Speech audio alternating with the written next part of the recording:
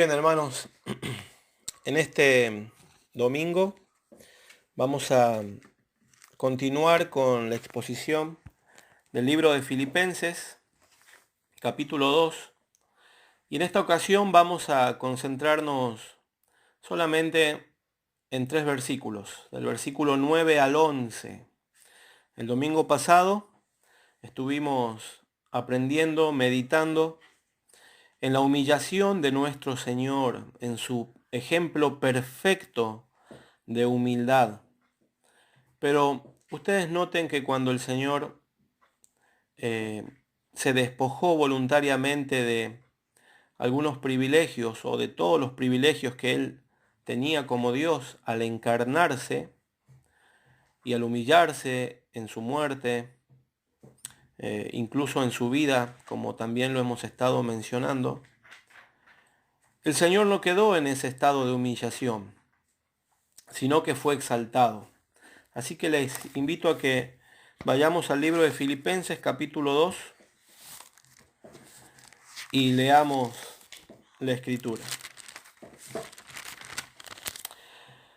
Filipenses capítulo 2 versículo 9 en adelante. Dice: por lo cual Dios también le exaltó hasta lo sumo y le dio un nombre que es sobre todo nombre, para que en el nombre de Jesús se doble toda rodilla de los que están en los cielos y en la tierra y debajo de la tierra, y toda lengua confiese que Jesucristo es el Señor, para gloria de Dios Padre. Vamos al versículo 9 y detengámonos nuevamente allí. Por lo cual Dios también le exaltó hasta lo sumo y le dio un nombre que es sobre todo nombre. Cuando hablamos de la humillación del Señor, necesariamente debemos proseguir alegrándonos en su exaltación. Ambas situaciones, tanto la humillación del Señor por un lado, como su exaltación, están ligadas entre sí y son inseparables. Como decía hace un minuto, Cristo no quedó en un estado de humillación, sino que fue exaltado. Los dolores de la muerte, del sepulcro, no le abrazaron por siempre. Y cuando leemos este versículo 9, donde Dios le exaltó hasta lo sumo, nos surge esta natural pregunta: ¿en qué consistió la exaltación del Señor? Bueno, en esta mañana vamos a ver esto, hermanos. ¿En qué consistió la exaltación del Señor? En primer lugar, hermanos, el Señor fue exaltado en su resurrección. Y para ello quiero invitarles a abrir la palabra en Juan, capítulo 20, para poder leer de primera mano cómo se fueron dando los eventos de la exaltación del Señor. San Juan capítulo 20.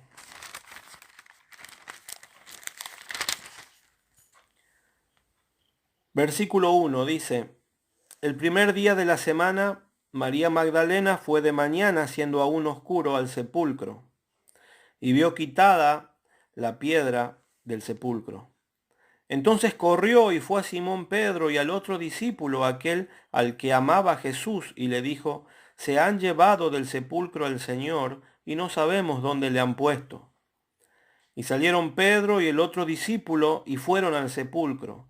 Corrían los dos juntos, pero el otro discípulo corrió más aprisa que Pedro, y llegó primero al sepulcro. Y bajándose a mirar, vio los lienzos puestos allí, pero no entró. Luego llegó Simón Pedro tras él, y entró al sepulcro.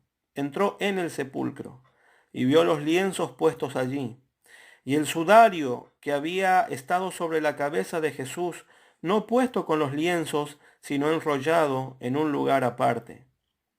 Entonces entró también el otro discípulo que había venido primero al sepulcro, y vio y creyó, porque aún no habían entendido la escritura, que era necesario que él resucitase de los muertos. y volvieron los discípulos a los suyos. Preciosa lectura. En el mismo capítulo saltamos al verso 19, dice: cuando llegó la noche de aquel mismo día, el primero de la semana, un día como hoy, un domingo, estando las puertas cerradas en el lugar donde los discípulos estaban reunidos por miedo de los judíos, vino Jesús y puesto en medio les dijo: paz a vosotros. Y cuando les hubo dicho esto, les mostró las manos y el costado. Y los discípulos se regocijaron viendo al Señor. Entonces Jesús les dijo otra vez: paz a vosotros. Como me envió el Padre, así también yo os envío. Y habiendo dicho esto, sopló y les dijo: recibid el Espíritu Santo. A quienes remitiereis los pecados les son remitidos, y a quienes los retuviereis les son retenidos. Pero Tomás, uno de los 12, llamado Dídimo, no estaba con ellos cuando Jesús vino. Le dijeron pues los otros discípulos: al Señor hemos visto. Él les dijo: si no viere en sus manos la señal de los clavos, y metiere mi dedo en el lugar de los clavos, y metiere mi mano en su costado, no creeré. 8 días después estaban otra vez sus discípulos dentro y con ellos Tomás. Llegó Jesús, estando las puertas cerradas, y se puso en medio y les dijo: paz a vosotros. Luego dijo a Tomás: pon aquí tu dedo y mira mis manos, y acerca tu mano y métela en mi costado, y no seas incrédulo, sino creyente. Entonces Tomás respondió y le dijo: Señor mío y Dios mío. Jesús le dijo: porque me has visto, Tomás, creíste. Bienaventurados los que no vieron y creyeron. Por último, hermanos, Hechos capítulo 3, versículo 13 en adelante. Aquí está hablando el apóstol Pedro y dice: el Dios de Abraham, de Isaac y de Jacob, el Dios de nuestros padres, ha glorificado a su Hijo Jesús, a quien vosotros entregasteis y negasteis delante de Pilato, cuando éste había resuelto ponerle en libertad. Mas vosotros negasteis al santo y al justo, y pedisteis que se os diese un homicida. Y matasteis al autor de la vida, a quien Dios ha resucitado de los muertos, de lo cual nosotros somos testigos. Creo que este punto solamente es digno de un estudio por separado, la resurrección del Señor. Pero hemos leído, hermanos, versículos donde se evidencia la resurrección de nuestro amado Señor, donde sus apariciones luego de resucitado se dieron en varias ocasiones, como en el caso de los discípulos, y después cuando vuelve a aparecer con Tomás, cuando Tomás pudo ver los rastros de los clavos y de su muerte. Y también hemos leído en Hechos de los Apóstoles cómo Pedro dice: nosotros somos testigos de la resurrección del Señor.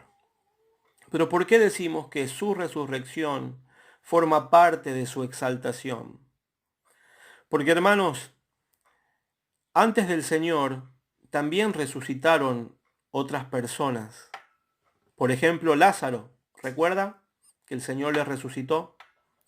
Pero hay una distinción preciosa entre estas resurrecciones y la resurrección de nuestro amado Señor. Que los que fueron resucitados antes que el Señor no resucitaron libres del poder de la muerte, porque ¿sabe qué? Lázaro volvió a morir. Todos ellos volvieron a morir. En cambio, Cristo fue el primero en resucitar, libre del poder de la muerte. Y para esto vamos a leer Hechos capítulo 2, verso 24. Dice: al cual Dios levantó suelto los dolores de la muerte, por cuanto era imposible que fuese retenido por ella. Primera de Corintios capítulo 15. Acompáñeme en la lectura, versículo 20 al 23. Dice la palabra del Señor: mas ahora Cristo ha resucitado de los muertos, primicias de los que durmieron es hecho, porque por cuanto la muerte entró por un hombre, también por un hombre la resurrección de los muertos. Porque así como en Adán todos mueren, también en Cristo todos serán vivificados, pero cada uno en su debido orden. Cristo, las primicias, luego los que son de Cristo en su venida.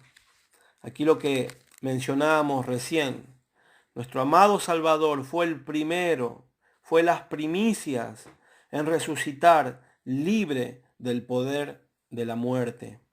Pero en este versículo 23 que hemos leído hay una promesa preciosa, hermanos, para nosotros.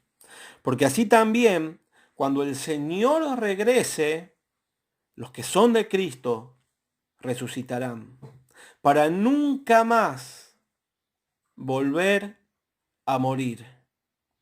Y los que estemos vivos, ojalá sea en este tiempo, seremos transformados a imagen del Señor. Amén. Esto enseña 1 Tesalonicenses 4, 13 al 18. Pueden leerlo después en su estudio personal. Qué preciosa promesa que Él, que fue las primicias de la resurrección, también nos resucitará, pues Él también lo prometió. No solo fue nuestro Salvador exaltado en su resurrección, sino también en su ascensión.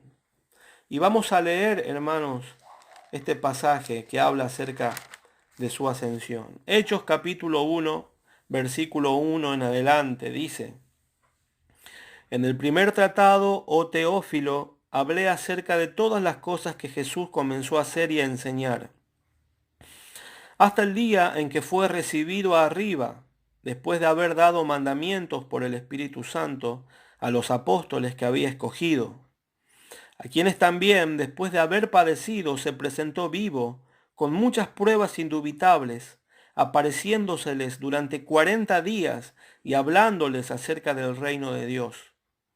Y estando juntos, les mandó que no se fueran de Jerusalén, sino que esperasen la promesa del Padre, la cual les dijo: oísteis de mí.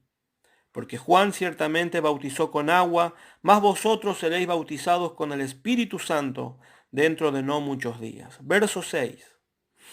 Entonces los que se habían reunido le preguntaron diciendo: Señor, ¿restaurarás el reino de Israel en este tiempo? Y les dijo: No os toca a vosotros saber los tiempos o las sazones que el Padre puso en su sola potestad. Pero recibiréis poder cuando haya venido sobre vosotros el Espíritu Santo, y me seréis testigos en Jerusalén, en toda Judea, en Samaria y hasta lo último de la tierra. Y habiendo dicho estas cosas, viéndolo ellos, fue alzado, y le recibió una nube que le ocultó de sus ojos. Y estando ellos con los ojos puestos en el cielo, entre tanto que él se iba, he aquí se pusieron junto a ellos 2 varones con vestiduras blancas, los cuales también les dijeron: varones Galileos, ¿por qué estáis mirando al cielo? Este mismo Jesús, que ha sido tomado de vosotros al cielo, así vendrá, como le habéis visto ir al cielo. Y decimos, hermanos, todos, amén a esto. Que el Señor retorne. Ustedes saben que la ascensión del Señor fue necesaria, porque abrió, entre muchas cosas, 4 que quiero destacar en esta mañana.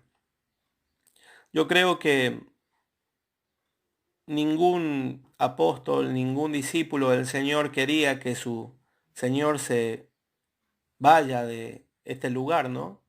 Si yo hubiese estado allí, me hubiese lamentado igual que los demás, viéndole subir en aquella nube que le tomó.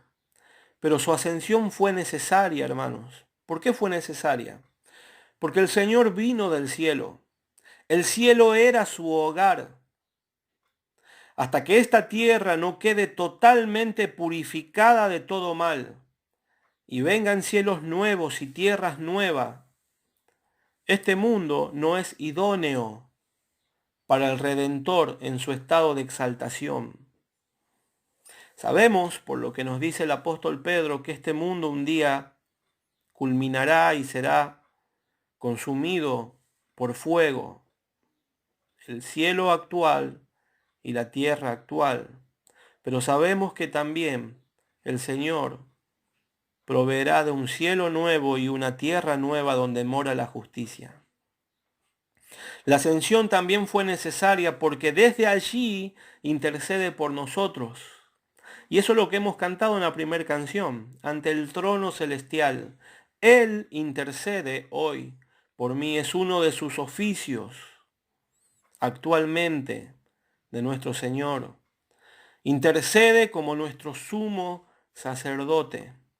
En tercer lugar, porque su ascensión habilitaría la llegada del Espíritu Santo. ¿Recuerdan lo que dijo el Señor?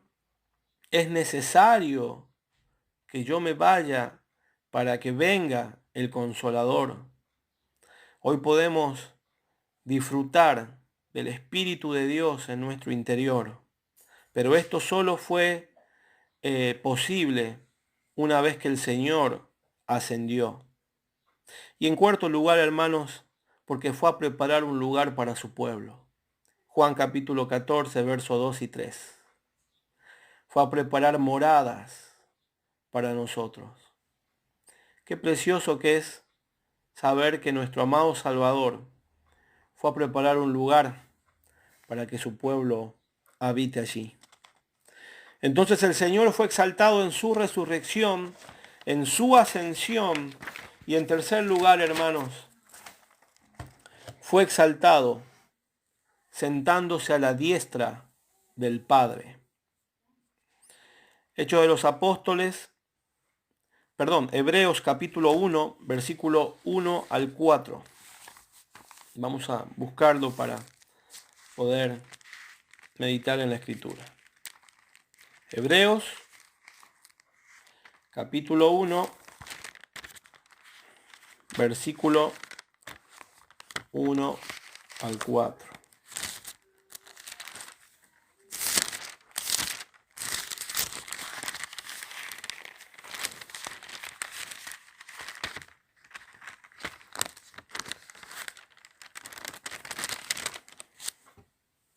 Dice la palabra del Señor: Dios, habiendo hablado muchas veces y de muchas maneras en otro tiempo a los padres por los profetas, en estos postreros días nos ha hablado por el Hijo, a quien constituyó heredero de todo, y por quien asimismo hizo el universo, el cual, siendo el resplandor de su gloria y la imagen misma de su sustancia, y quien sustenta todas las cosas con la palabra de su poder, habiendo efectuado la purificación de nuestros pecados por medio de sí mismo, se sentó a la diestra de la majestad en las alturas, hecho tanto superior a los ángeles, cuanto heredó más excelente nombre que ellos.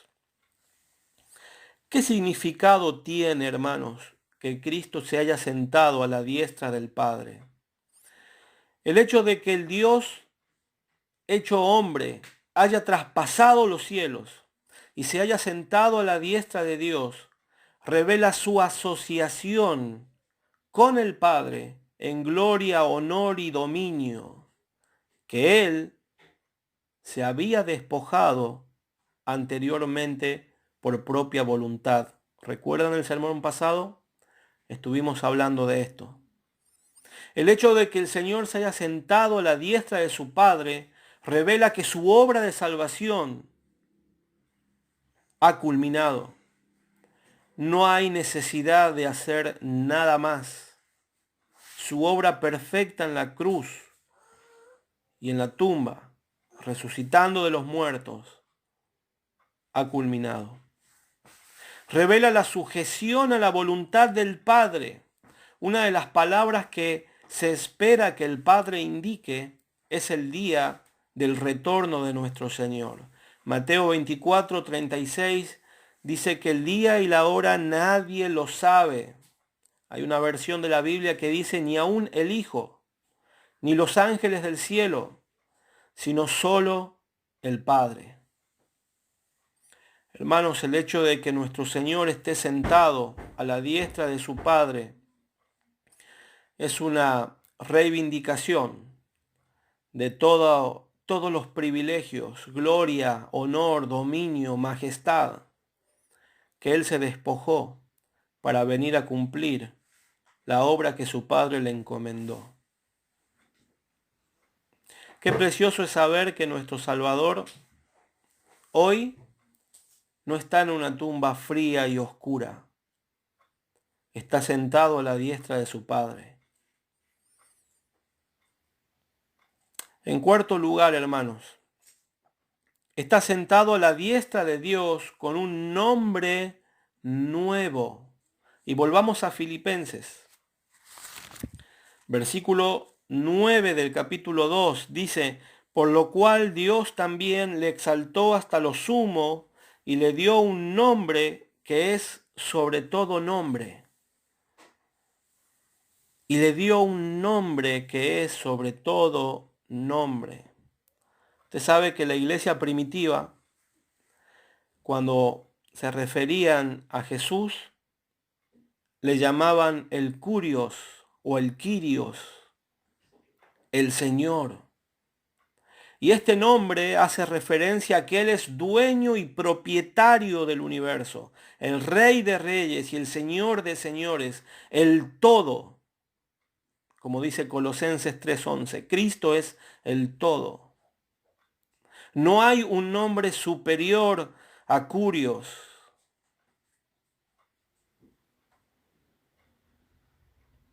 Y hermanos, con este nombre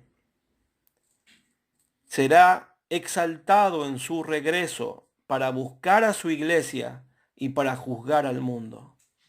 Ahora sí, hermanos, una vez entendido que nuestro Señor verdaderamente es dueño y propietario del universo, el Rey de Reyes y el Señor de Señores, el todo, estamos en condiciones de leer el verso 10 y 11. Dios le dio un nuevo nombre que es sobre todo nombre, verso 10, para que en el nombre de Jesús se doble toda rodilla de los que están en los cielos y en la tierra y debajo de la tierra. Y toda lengua confiese que Jesucristo es el Señor, para gloria de Dios Padre. En quinto y en último lugar, nuestro amado Salvador será exaltado en su regreso para buscar a su iglesia y juzgar al mundo. Vamos a leer Mateo capítulo 25. Libro de Mateo capítulo 25, versículo 31 en adelante.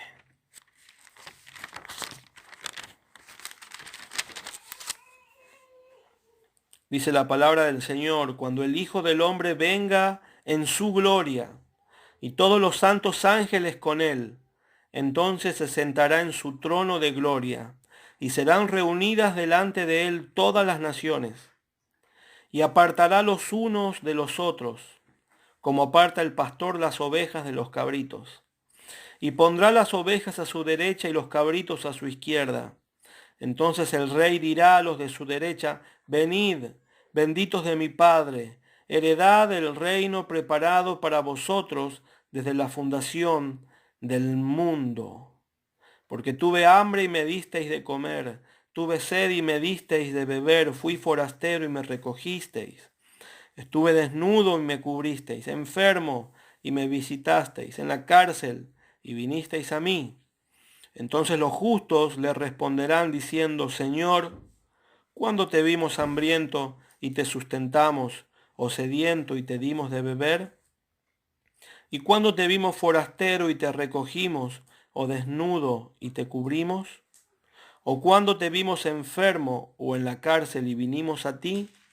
Respondiendo, el rey les dirá, de cierto os digo, que en cuanto lo hicisteis a uno de estos mis hermanos más pequeños, a mí lo hicisteis. Entonces dirá también a los de la izquierda, apartaos de mí, malditos, al fuego eterno preparado para el diablo y sus ángeles. Verso 46 dice, e irán estos al castigo eterno y los justos a la vida eterna. Creo que esto es uno de los pasajes más serios de la Escritura. Uno de los pasajes que nos revela a un Jesús diferente que al que nos revelan los primeros capítulos de los Evangelios. Un Jesús que no vino o no viene al mundo como el Salvador, sino que vendrá al mundo como juez, como Señor, como el Kyrios. Todo el universo inteligente, hermanos, todo lo que tenga inteligencia, doblará su rodilla en adoración. Los ángeles de los cielos, cada uno de los redimidos, cada uno de los rebeldes condenados, los demonios y los que yacen ahora en el infierno, reconocerán el señorío de Cristo, reconocerán que Él es el Kyrios, que Él es el Señor. Y para esto vamos a leer Apocalipsis 20, versículo 11 en adelante.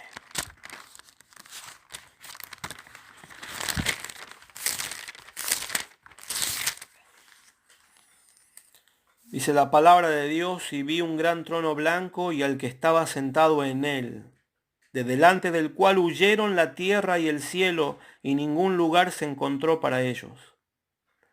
Y vi a los muertos, grandes y pequeños, de pie ante Dios, y los libros fueron abiertos.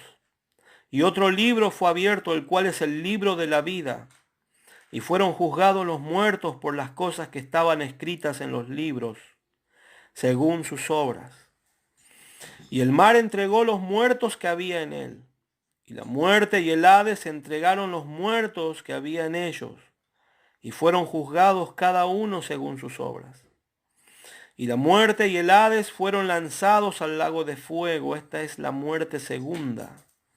Y el que no se halló inscrito en el libro de la vida fue lanzado al lago de fuego. Qué panorama que nos refleja majestad, que nos refleja soberanía y que también nos debería reflejar temor. El Señor volverá a esta tierra por su iglesia, pero también a juzgar al impío. Por ello quisiera terminar con dos aplicaciones, hermanos. En primer lugar, para aquellas personas que nos están escuchando o que nos escucharán y que todavía no conocen al Señor como su Salvador. ¿Por qué demoras en venir a Cristo, pecador? Todavía le puedes hallar. Él no te rechazará. Su perdón es inagotable. Cubre, quita la multitud de cada uno de nuestros pecados. El Señor nos ha hablado en esta mañana. Y si usted no se ha arrepentido de sus pecados, no ha caminado hacia la cruz, no ha clamado por perdón, por limpieza de todo el mal y de todo el pecado que usted ha hecho, déjeme decirle que usted estará presente aquí, en este juicio que hemos acabado de leer. Y si su nombre no ha estado escrito en el libro de la vida desde antes de la fundación del mundo, si usted no fue a la cruz en arrepentimiento, usted será uno de estos que será lanzado al lago de fuego. Hoy es el día de salvación y hoy es el día en el que todavía nuestro amado Salvador puede ser hallado. Pero en segundo lugar también, hermanos, ¿por qué sigues vacilando, iglesia? Afirma tus pies. Tu Señor reina y su regreso no se demora. Basta del pecado, de las concesiones que nos damos. Basta de resistir al Espíritu de Dios. Obedece a tu Señor si es que es tu Señor y Salvador. Si quieres recibir de Él tu corona, obedece a lo que Él te está pidiendo. Tu consuelo, amada iglesia, se acerca. Pronto nuestras lágrimas serán secadas por aquel que viene a reinar. Esta debe ser nuestra esperanza, amados hermanos. Esta debe ser lo que consuela el corazón de nuestros creyentes. Quiero terminar con una frase de un hombre de apellido Luney. Dice así: el siglo I esperaba un león, pero recibió un cordero. El siglo XXI está esperando un cordero cuando un león está en camino. Amén. Vamos a terminar con una palabra de oración. Amado Dios, en esta mañana te damos gracias por esta palabra que hemos podido leer, Señor, y meditado en nuestro corazón. Gracias por mostrarnos a nuestro Señor, no como aquel hombre lacerado, golpeado, que incluso no podía llevar su cruz y alguien tuvo que venir a ayudarle. Gracias por mostrarnos a nuestro Señor como el Rey, el soberano, el dueño de todo lo creado. Gracias por mostrarnos a nuestro amado Salvador como el juez que pronto vendrá. Y queremos confesarte, Padre, que anhelamos que tú des la orden y el Hijo regrese por su iglesia. Señor, para tu iglesia nos es mejor siempre estar en el lugar donde tú estás. Queremos confesar que anhelamos estar donde tú estás. Este mundo no es nuestro hogar. Tu palabra dice que somos extranjeros y ciudadanos del cielo. Queremos estar allí, a donde estás tú, amado Salvador. Querido Dios, gracias por habernos salvado. Gracias porque en el plan eterno de salvación estaban nuestros nombres allí. Y gracias porque tú no escribiste nuestros nombres en el libro de la vida el día que fuimos salvados. Tú ya los habías escrito desde antes de la fundación del mundo. Y te adoramos por haberte fijado en seres tan corruptos como nosotros. Y aún así, habernos amado y habernos salvado. Gracias por la salvación. Y gracias por el consuelo de reconocer y de recordar que nuestro Salvador pronto volverá a buscarnos, que el impío pronto tendrá las consecuencias de sus pecados y del rechazo de tu Hijo Jesucristo, y que todo dolor, toda lágrima, toda tristeza de nuestro corazón será por fin terminada, porque estaremos con aquel que es la porción de nuestro corazón, aquel que es el todo, aquel que es nuestro Señor, nuestro Kyrios. Oramos en el nombre de nuestro amado Salvador, el Señor Jesús. Amén, amén y amén.